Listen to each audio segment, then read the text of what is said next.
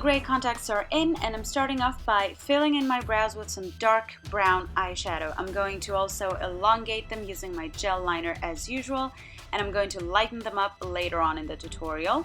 Next, onto my foundation. I don't know why I didn't start with my foundation straight off, but anyway, white and regular colored face and body go onto my face in 2 coats because I really want to pale up my skin.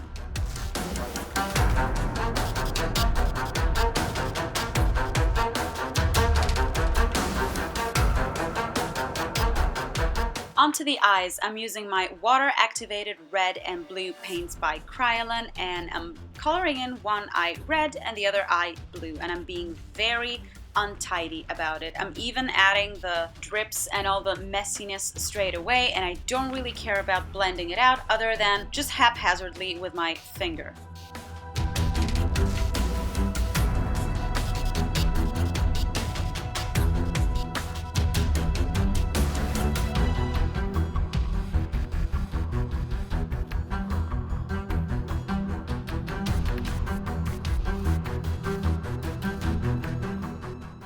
For some definition around the eyes, I'm using my black gel liner onto a pencil brush. This is going to give me a much less tidy result than if I were to go in with my thin, normal eyeliner brush. I'm blending it out very roughly as usual, and whatever rubs off on different parts of my face, I'm just leaving it there because I want this look to be as dirty as possible. I'm even dragging down the darkness a little bit just for some increased scruffiness, and I'm going over my red and blue again just so they stay true to color. Needless to say, we don't mind all the creasing, and I'm going over my waterline with some black pencil just because I want it to look as though I had something on there at some point during the evening, but now it's all gone because I cried it off. So I'm also going in with my mascara, which I'm applying again very messily, and I want it clumpy, and if I get flecks of it underneath my eye, all the better. Time for my red liquid lipstick by Bourjois. I'm just applying a rich layer all over my lips. I want them to look on the verge of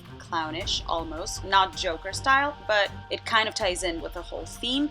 And then I'm rubbing off bits of my lipstick just to complement the whole disheveled look.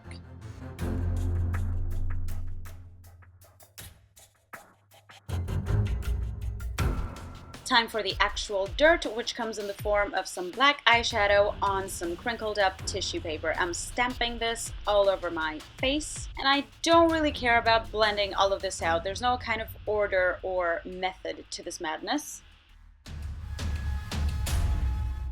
Next, I'm drawing in my little scratch using my black gel liner, which is going to be the darkest part of my scratch, and then adding some burgundy in certain parts and some concealer in others, just because I want certain areas of the scratch to be receding and other ones to be standing out. So I'm kind of contouring and highlighting the scratch with burgundy and some light concealer, and I'm blending it all out just so it looks that much more irritated.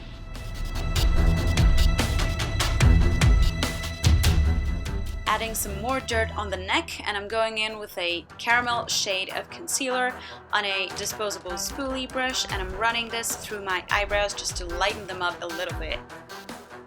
I want to slightly set the colors on my eyes, so for the red side of my face I'm using my fuchsia colored blush, and for the blue side of my face I'm just using a matte dark blue eyeshadow. These are all matte colors because I don't want this look to be any more greasy than it already is.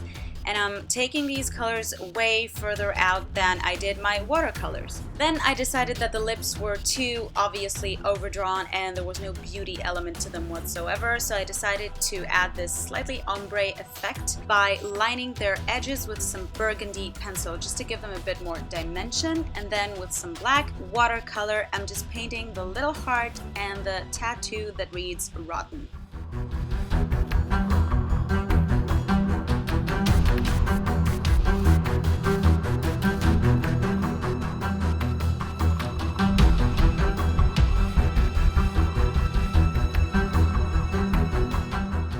Now for the body painting part of this tutorial, I'm outlining my thick choker which reads puddin'. Now I'm an idiot and I wrote it backwards, so please don't be an idiot like me and write it correctly. Not that this is really important or crucial to the look, but you know, if you can do it, that'd be better. So I'm coloring it in with my grease paint colors from Kryolan. All the products are listed on the description box below as usual. I'm starting off by shading with some burgundy and then some pale yellow for the letters, and then I'm going in to add my darkness and lightness in the form of black and bright yellow and white, just to give it more contrast and a little bit of a cartoony effect, which I love. Onto our painted t-shirt, which is worn and ripped around the neckline. I'm painting it red and white underneath, and yes, as you can see, I'm not too bothered with keeping the neckline clean because, like I said, it's been ripped, which I'm outlining with some burgundy. I'm also drawing on some seams, and I'm adding some white just so it looks more faded and grubby. The straps are really very easy to draw. I'm just taking some black watercolor paint and I'm running it down my shoulders. And while I wait for it to dry, I'm just adding this extra bit of dimension around my choker in the form of some brown eyeshadow. And for the studs, it really couldn't be any easier. I'm just throwing on some white brush strokes, literally.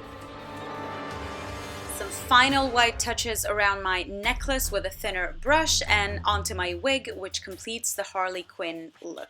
So that is it for today's tutorial. If you enjoyed it, please give it a thumbs up and let me know in the comments below what you thought of it and whether you would go to a Halloween party dressed as Harley Quinn from Suicide Squad.